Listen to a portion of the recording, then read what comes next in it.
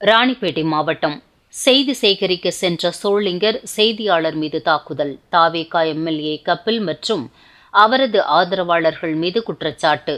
ராணிப்பேட்டை மாவட்டம் சோளிங்கர் நகராட்சிக்குட்பட்ட அண்ணா சிலை பகுதியில் அமைந்துள்ள தமிழக வெற்றிக்கழக சட்டமன்ற உறுப்பினர் மருத்துவர் கபில் அலுவலகம் அருகே கட்சி தொடர்பான பிரச்சினை காரணமாக ஏற்பட்ட தகராறின் போது அங்கு செய்தி சேகரிக்க சென்ற சோளிங்கர் செய்தியாளர் அரங்கநாதன் தாக்கப்பட்டதாக பரபரப்பு குற்றச்சாட்டு எழுந்துள்ளது.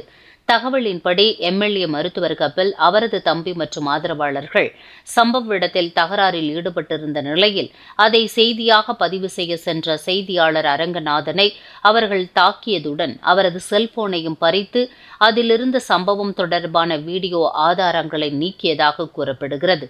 இந்த சம்பவத்தின் போது சோளிங்கர் உதவி காவல் ஆய்வாளர் முனிஷ் பாசா எம்எல்ஏவுக்கு ஆதரவாக செயல்பட்டதாகவும் குற்றச்சாட்டு எழுந்துள்ளது.